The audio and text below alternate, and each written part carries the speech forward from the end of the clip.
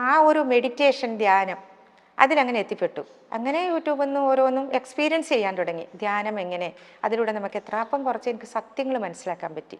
കാരണം അവൾ ഈ ഭൂമിയിൽ എന്ത് ഉദ്ദേശത്തോടെയാണേ വന്നത്, അവളെ കർത്തവ്യം പൂർത്തിയാക്കി.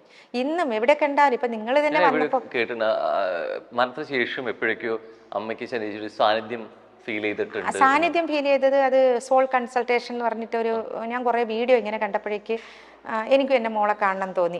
അങ്ങനെ കാണുമോ? അങ്ങനെയാണെങ്കിൽ ഞാൻ ആ കൺസൾട്ടേഷൻ ഇരുന്നു. അവളൊരു മുല്ലപ്പൂവൊക്കെ ചൂടിയിട്ട് ഒരു നെഗറ്റീവ് പ്രിന്റ് പോലെ അവൾ വന്നു. ആ ഒരു വേസ്റ്റ് കണ്ടു ഞാൻ, അവളിങ്ങനെ വന്നു. അപ്പോൾ ഇതൊക്കെ ചിലർ വിശ്വസിക്കും, ചിലർ വിശ്വസിക്കാതിരിക്കും. വിശ്വസിച്ച് ഞാനത് വെച്ച് അവളെ കണ്ടു. പിന്നെ ഈ മെഡിറ്റേഷൻ ധ്യാനം, പിന്നെ അന്ന് എന്നോട് സീമ പറഞ്ഞിട്ടുണ്ടായിരുന്നു, ചേച്ചി RCCയിൽ ഒരു ആശ്രയ ഓർഗനൈസേഷൻ എന്ന് പറഞ്ഞിട്ടൊരു ഇതുണ്ട്, വലിയൊരു സംഭവമാണ്. അപ്പം അതിലിപ്പോൾ ഞാൻ സർവീസ് ചെയ്യുന്നുണ്ട്. സെക്കൻഡ് അത് ഞായറാഴ്ച ഒഴികെ എല്ലാം വലിയ ഞാൻ എന്നെപ്പോലത്തെ 2-3 പേരെ സാധാരണക്കാരായവരുള്ളൂ. എല്ലാം വലിയ ജോലിയിലിരിക്കുന്നവരും റിട്ടയർഡ് ആയവരും അല്ലാത്ത എല്ലാം വലിയ ആൾക്കാരെന്ന് വെച്ചാൽ നമ്മൾ ഈ താഴെ ക്യാൻറ്റീനിലില്ല കഞ്ഞിവെള്ളം എടുക്കുക, അത് ഇതിൽ പറയാവോന്ന് അറിയില്ല. കഞ്ഞിവെള്ളം എടുത്തിട്ട് മറിച്ച് കളയുന്ന കഞ്ഞിവെള്ളത്തിന് പോലും വിലയുണ്ടെന്ന് നമ്മൾ ആൾക്കാർക്ക് കാണിച്ചു കൊടുക്കുകയാണ്.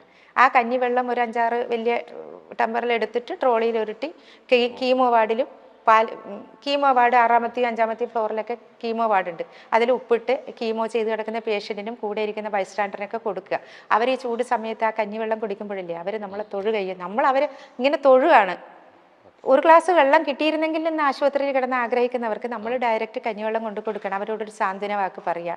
പിന്നെ പാലിയേറ്റീവ് വാർഡിൽ പിന്നെ സെക്കൻഡ് തേഴ്സ്ഡേയാണ്, അതിൽ പോയിട്ട് നമ്മൾ ഓരോ ഗ്രൂപ്പിൽ 3-4 പേരുണ്ട്. കുറുക്ക് ഹെൽത്ത് മിക്സ് നമ്മൾ തന്നെ കയ്യിൽ നിന്ന് കാശ് മേടിച്ചുകൊണ്ട് ഹെൽത്ത് മിക്സ് പാല്, അവിടെ ഒരു റൂമുണ്ട്, അതിൽ ഗ്യാസും അടുപ്പൊക്കെ ഉണ്ട് RCCയിൽ 7ാമത്തെ ഫ്ലോറിൽ.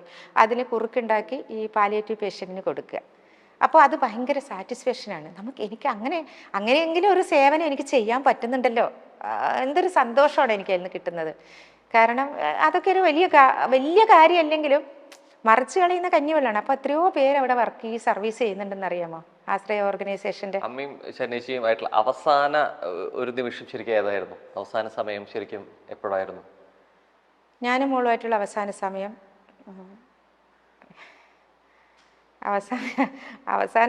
PRSൽ ലാസ്റ്റ് അവൾ ഈ ട്രക്കോസ്റ്റമി തൊണ്ടയിലിട്ട് കഴിഞ്ഞ ശേഷം അവൾക്ക് സംസാരിക്കാൻ പറ്റില്ലായിരുന്നു.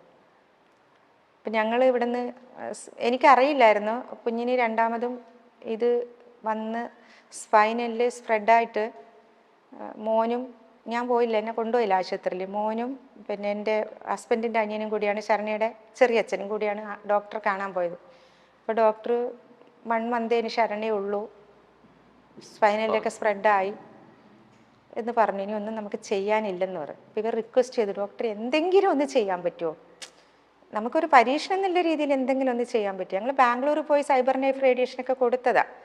അപ്പോൾ നമുക്ക് ഈ എമൗണ്ടൊക്കെ വന്നപ്പോൾ അവിടെ 10-20 ലക്ഷം രൂപ, പൈസയുടെ കണക്കല്ല കേട്ടോ, എൻ്റെ മോളെ പേരിൽ എനിക്ക് ആ രീതിയിൽ പറയുന്നതല്ല, എങ്ങനെയായാലും എൻ്റെ മോളെ കിട്ടണം എന്ന് വിചാരിച്ചു. പൈസയൊന്നല്ല പ്രശ്നം, നമുക്ക് കുഞ്ഞിനെ എങ്ങനെയും കിട്ടണം. അങ്ങനെയാണ് പിന്നെ അവസാനം ഇവരെന്നോട് ഒളിച്ചു വെച്ചു, ഒന്നും പറഞ്ഞില്ല. ഞാൻ പറഞ്ഞു, മോനെ എന്തുണ്ട് ശരണ്യക്ക്, എൻ്റെ ഡോക്ടർ എന്തിനാ നിങ്ങളെ വിളിപ്പിച്ചേ?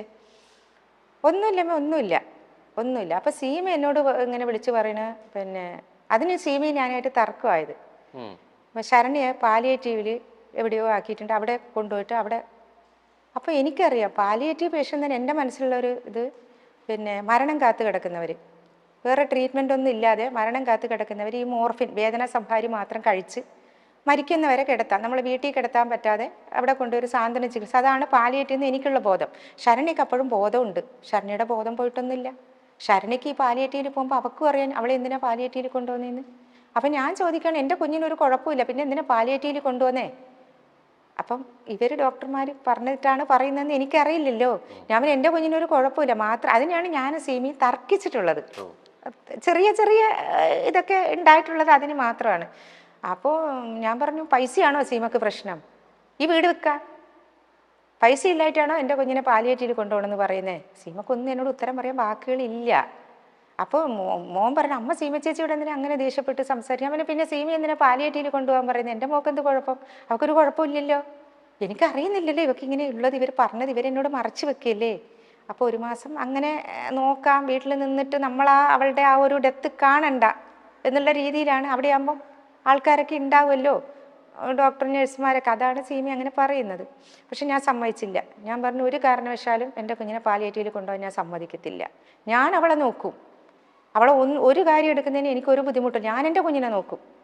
ഈ വീട് വിൽക്കാം, എവിടെ വേണമെങ്കിലും എൻ്റെ കുഞ്ഞിനെ കൊണ്ടുപോയി ചികിത്സിക്കാം, എനിക്ക് വീടും ഒന്നും വേണ്ട, എൻ്റെ മോളെ മതി. ഇതാണ് ഞാൻ പറയുന്ന വാക്ക്. പക്ഷേ വീട് വിറ്റിട്ടും കാര്യമില്ല എന്നുള്ളത് അവർക്ക്. വീട് വിറ്റിട്ട് കാര്യമുണ്ടെങ്കിൽ വീടല്ല, സീമയുടെ വീടും സീമ വേണമെങ്കിൽ വിറ്റേനെ ശരണിക്ക് വേണ്ടി. അല്ല, അത്രയും ഞാൻ പറയുകയാണ്, വിൽക്കുന്നല്ല അത്ര പോലും ഞാൻ പറയാം. അതിനല്ല സീമ എതിർക്കുന്നത്. കാരണം ഒന്നിനും ഒരു പ്രതീക്ഷയില്ല എന്നല്ലേ ഡോക്ടർ പറഞ്ഞിരിക്കുന്നത്, നമ്മൾ ഇനി ഒന്നും നോക്കണ്ടെന്ന്.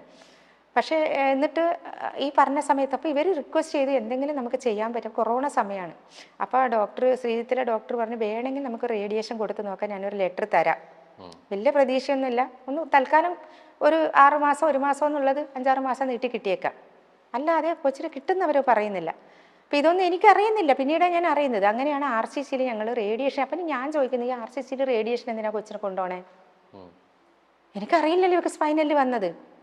അപ്പോൾ പറയാണ് അതിൻ്റെ തലേന്ന് വരെ എന്തെന്നറിയോ, ഇവള് ഫിസിയോതെറാപ്പി വീട്ടിൽ കൊണ്ടുവന്ന് ഞാൻ ചെയ്യിക്കുന്നത്. ഞാൻ വഴക്ക് പറയാണ് കൊച്ചിനെ. ഈ കൊച്ചിന് ഈ സ്പൈനലിൽ ഇത് വന്നിട്ടാണ് ആന ചിഹ്നം വിളിക്കും പോലെ ചിഹ്നം വിളിക്കുന്നതെന്ന് എനിക്കറിയില്ല. കരയോ? എനിക്കറിയില്ല. ഈ ഫിസിയോതെറാപ്പിസ്റ്റ് പറയും ശരണ്യെ ചെയ്യേ, പിന്നെ ആൻറ്റിയാണ് ശരണ്യെ വഷളാക്കുന്നത്, ശരണ്യെ കൈ ഇങ്ങനെ ഷിവർ ചെയ്യും, ആൻറ്റി വാരി കൊടുക്കരുത്, അവളെ കൊണ്ട് ഒറ്റയ്ക്ക് വാരി കഴിപ്പിക്കും.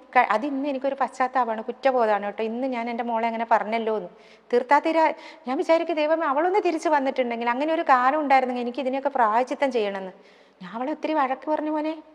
കാരണം നിനക്ക് മടിയാണെടി, നിനക്ക് എപ്പോഴും നിൻ്റെ അപ്പിയൊക്കെ അമ്മ എടുത്ത് നിനക്ക് ശീലമായിപ്പോയി, നിനക്ക് ബാത്റൂം പോയി അപ്പിയിടാൻ മടിയാണ്, മൂത്രമൊക്കെ നിനക്ക് ബെഡിൽ ഒഴിച്ച് ശീലമായിപ്പോയി, എല്ലാം ഞാനുണ്ടല്ലോ, എൻ്റെ കാലം കഴിഞ്ഞാൽ നിനക്ക് നോക്കാലോ, നിന്നെ ആരോ നോക്കുന്നു, എൻ്റെ കാലം കഴിഞ്ഞാൽ നിന്നെ ആരോ നോക്കും. അപ്പം ഞാൻ എന്തിനാ മോനെ ഇത് വഴക്ക് പറയുന്നത് അവളെ? ഇവള് ഉഷാറായി വരാൻ. അവൻ പറയുന്ന ഫിസിയോതെറാപ്പിസ്റ്റ് ഒരു മഹാദേവൻ എന്നിട്ട് മോനെ എന്നോട് പറഞ്ഞ അമ്മ ഇവളെ ഓമനിച്ച് വഷളാക്കുക, നമ്മളെ ചെയ്യിക്കണം, ഫിസിയോതെറാപ്പിയൊക്കെ നമ്മളിങ്ങനെ ചെയ്യിക്കണം, ഇങ്ങനെ ഈ കസേരയിൽ എഴുന്നേൽപ്പിക്കണം, എഴുന്നേൽക്കടി ഇങ്ങനെ ഞാൻ പറയാണ്. അപ്പോൾ ഇവക്ക് പറ്റുന്നില്ല. അപ്പോൾ ഒച്ചത്തി കരയാണ്. അവന് കള്ളക്കരച്ചിലാണ്, നീ കര, നിനക്ക് മടിയാണ്, വാ നിന്നെ കൊണ്ട് കിടത്താം, നീ ഇനി ചെയ്യണ്ട, നീ ഇങ്ങനെ കിടക്ക്. ഇതാണ് ഞാൻ പറയുന്നത്. എൻ്റെ കുഞ്ഞ് പറഞ്ഞൊരു വാക്ക് എനിക്ക് ഇന്നും ഉള്ളിത്തട്ടുന്നത്, ദൈവമേ എൻ്റെ അമ്മക്ക് പോലും ഞാനൊരു ബേഡനായ, എന്നെ അങ്ങ് എടുക്ക് ദൈവമേ എന്നാ ഇവള് പറയുന്നില്ലേ. എപ്പോഴും ഈ കലാകാരന്മാരുടെയും കലാകാരികളുടെ ജീവിതത്തിൽ പറയുന്ന ഒരു കാര്യമുണ്ട്, അവർ നമ്മളൊപ്പം ഇല്ലെങ്കിലും മരണപ്പെട്ടാലും ആ ചെയ്തു വെച്ച വേഷങ്ങൾ കൊണ്ടും ആ സാന്നിധ്യം കൊണ്ട് എപ്പോഴും നമ്മോടൊപ്പം ഉണ്ടായിരിക്കും എന്നുള്ളത്. അതെ. തനിക്ക് വീടൊന്നും വേണമായിരുന്നു എന്ന് ഒരു ആഗ്രഹവും ഇല്ലായിരുന്നു എന്നാണ് ശരണ്യയുടെ അമ്മ പറയുന്നത്. വീട് വേണമെന്നേ ഇല്ലായിരുന്നു, എനിക്ക് ശരണ്യ മാത്രം മതിയായിരുന്നു. പക്ഷേ ഒരു കാര്യമുണ്ട്, ഞങ്ങളൊരു വാടക വീട്ടിലായിരുന്നുവെങ്കിൽ ശരണ്യ മരിച്ച ശേഷം ആ ബോഡി വീട്ടിലേക്ക് കൊണ്ടുവരാൻ ചിലപ്പോൾ ആ വാടക വീട്ടുകാർ സമ്മതിക്കില്ലായിരുന്നു. അങ്ങനെ നേരെ ശ്മശാനത്തിലേക്ക് കൊണ്ടുപോകേണ്ടി വന്നേനെ. ഇത് സ്വന്തം വീടായതുകൊണ്ടാണ് നമുക്കവിടെ കൊണ്ടുവരാൻ പറ്റിയത്. ശരിക്കും പറഞ്ഞാൽ ഇത് സ്വന്തം വീടല്ല, വാടക വീടായിരുന്നുവെങ്കിൽ ഉറപ്പായിട്ടും സീമയുടെ സ്വന്തം വീട്ടിലേക്ക് ശരണ്യയുടെ ശരീരം കൊണ്ടുപോയേനെ, ആ ജീവന്റെ ശരീരം കൊണ്ടുപോയേനെ. ഇതിനുശേഷം സീമയും സംസാരിക്കുന്നുണ്ട്. അതിൽ സീമ പറയുന്നുണ്ട്, ശരണ്യ ഏതോ മുജ്ജന്മത്തിൽ തൻ്റെ മകളായി ജനിച്ചൊരു കുട്ടിയാണ് എന്ന്. കാരണം സ്നേഹസീമയിലേക്ക് താമസം മാറിയ ശേഷം ഇവർ അമ്പലത്തിൽ പോയപ്പോൾ ശരണ്യക്ക് പെട്ടെന്ന് ബാത്റൂമിൽ പോകണം തോന്നി. അങ്ങനെ ശരണ്യയുടെ ഡ്രസ്സിലും ഒക്കെ മോശനായി. എന്നാൽ അതെല്ലാം ഒരറപ്പും കൂടാതെ സീമയാണ് കഴുകി കൊടുത്തത്. ഒരറപ്പുമില്ലേ ചേച്ചി എന്ന് ശരണ്യ തന്നെ ചോദിച്ചിട്ടുണ്ട്. എന്നാൽ എന്തിനാണ് അറപ്പ്, നീ എൻ്റെ മോളല്ലേ എന്നാണ് സീമ മറുപടി പറഞ്ഞത്. ഇന്നും സീമയെക്കുറിച്ച് പറയുമ്പോൾ ആ അമ്മയ്ക്ക് കണ്ണുനീര് വരുന്നുണ്ട്.